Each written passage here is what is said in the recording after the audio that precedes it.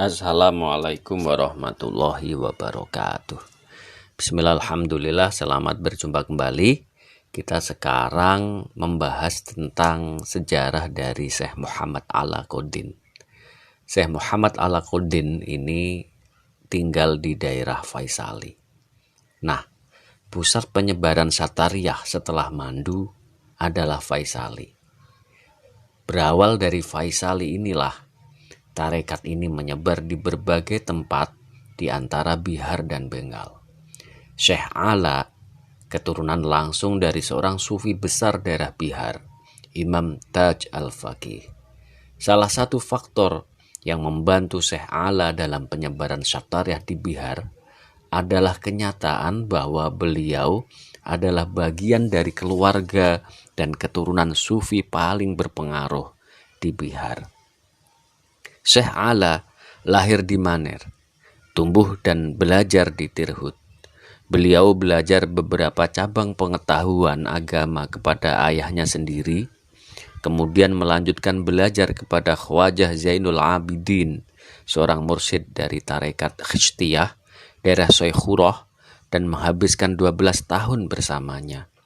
Selain itu, beliau juga berbaiat dan belajar tasawuf dari para mursyid tarekat Firdausiyah, Madariyah, dan Toifuriyah.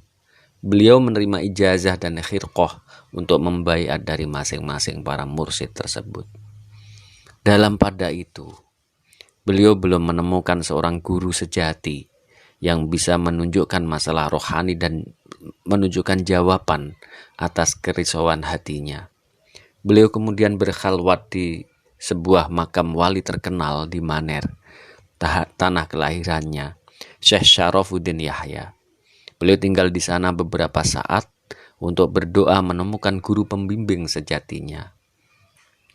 Di lain kesempatan, Syekh Muhammad Abdul Hakim, salah seorang sahabatnya, menasihatinya untuk membaca kitab karya Syekh Abdullah Syatari, Risalah Lataiful Ghaibiyah.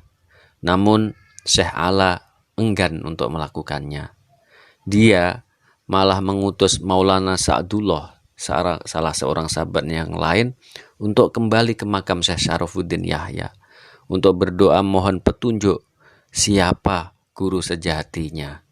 Sekembalinya dari makam, Syekh Sa'dullah menyatakan bahwa Syekh Syarafuddin Yahya dalam sebuah isyarat memerintahkan beliau untuk mengikuti jalur tarekat Syekh Abdullah Syatari. Syekh Alaquddin kemudian mengikuti petunjuknya ini menuju Mandu dengan ditemani oleh Syekh Muhammad Abdul Hakim. Saat itu sedang musim panas yang cukup terik.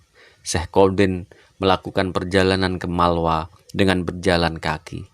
Ini adalah hal yang luar biasa, karena sebenarnya beberapa tahun yang lalu Syekh Abdullah Syatari pernah mengundangnya untuk mengikuti tarekatnya.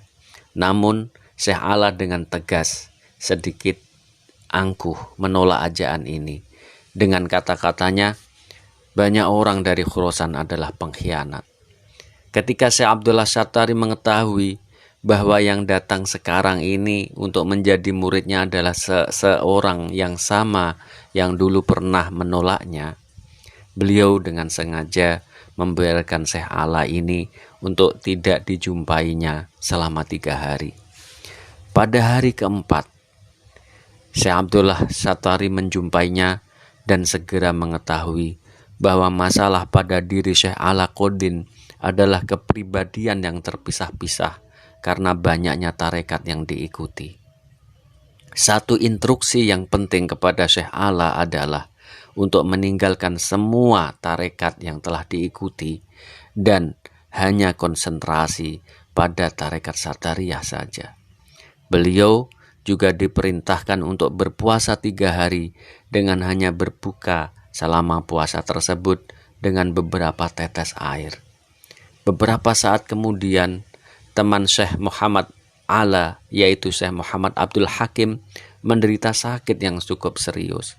Maka Syekh Ala harus menghentikan riyadhahnya. Dia meminta izin untuk menemani Syekh Hakim ini untuk pulang ke Bihar.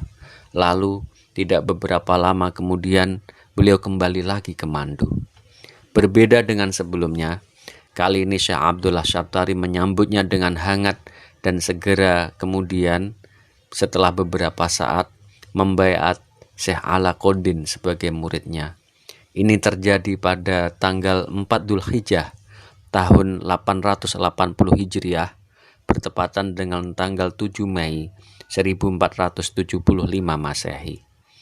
Ketika Syekh Abdullah Syatari merasa cukup yakin bahwa pada diri Syekh Alaquddin sudah cukup terintegrasi ke dalam ajaran Satoriyah, beliau memberikan ijazah kemursidan kepada Syekh Alaquddin.